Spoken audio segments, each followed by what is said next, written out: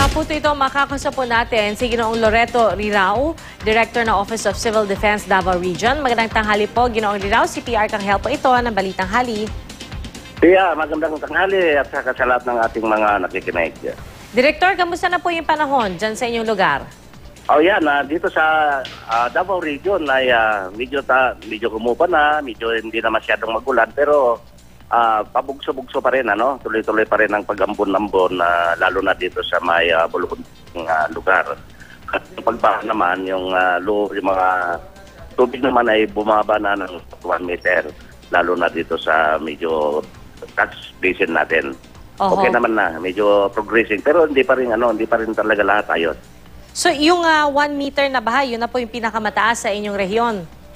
Yung pagbaba niya, yung pagbaba, Oho. 1 meter yung ibinaba. Doon sa, okay. From the peak na mataas, kanina, nadaanan natin sa Carmen, nakita natin about 1 meter ang pagbaba na. So, meron pa ho ba yung mga kailangang i-rescue at yung mga hindi naaabot? Or may mga isolated areas pa rin po ba? Oo, yung i-rescue, so far dito na sa ground, wala na, what we are still expecting ay yung mga pumalaot nung bago dumating yung LPA kasi mayroon pa rin naglakas ang loob. But right now, wala nang reports yung mga provincial DRRM councils natin na i-rescue pa sa dagat. At kasi ang lahat ng rescue kasi rito natin ginagawa, may preemptive evacuation kasi rito. Maganda yung response ng mga tao bago nagdating yung mga tubig ay talagang nakapag-likas na. Maliban lang sa talagang able-bodied people na talagang nag-iwan at nagbantay na kung saan nabutan din. Yan, na-rescue na rin lahat yun. Okay. So, sa ngayon ho, yung mga evacuation centers, may mangilan-ngilan pa rin po ba na naroon? Itong evacuation centers, tuloy pa rin kasi hindi pa man talaga humuhupa yung baha. Bagamat mga pagilalalan na rin ang bumalik pa rin, para bumalik na sa kanila para ayusin, linisin ang mga kanilang mga tahanan na naiwan. So, pero karamihan hindi. Nasa 81 evacuation center. We have 81 evacuation center all over the region actually na ginamit. These are government facilities, in fact, are individual and private naman. Okay. Pero pinapahintulutan naman po silang bumalik sa kanilang mga tahanan.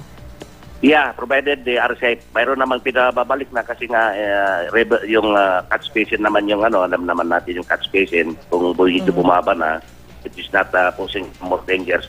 Except yung talagang malalakas pang agos. I think the provincial regional council, provincial councils at saka municipal hanggang barangay ay very much aware of the responsibilities not to allow people when they are endangered. But what is essential now, yung problema nga na talagang hindi matawid, ito talaga pinapahintulutan. In fact, we've been in the field for the last 3 days na. Sa kasalukuyan, nasa field pa rin ako ngayon. Pero Director, yung sa monitoring po ninyo doon sa mga evacuation centers, kamusta naman po yung mga residenteng naroroon? Wala naman pong naitatalang mga nagkakasakit kasi syempre karamihan din doon, mga bata, di po ba?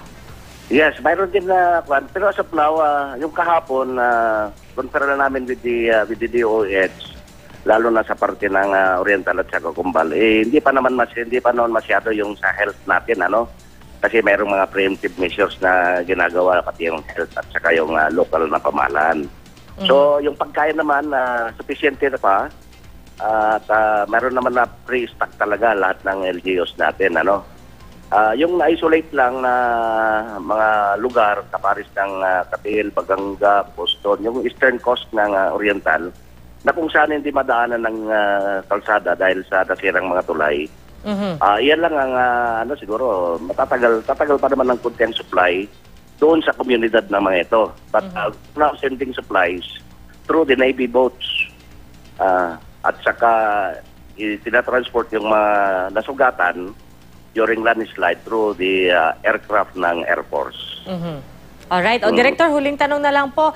Sa tingin nyo, gano'ng katagal bago tuluyang humupa yung tubig, baha?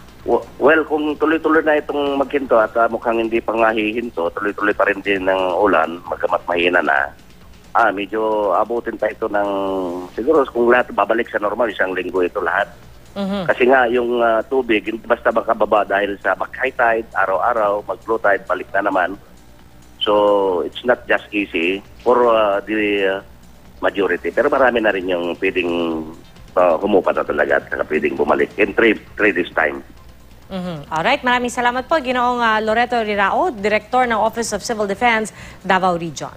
Maraming salamat, Pia, at saka sa lahat ng ating tapaginig.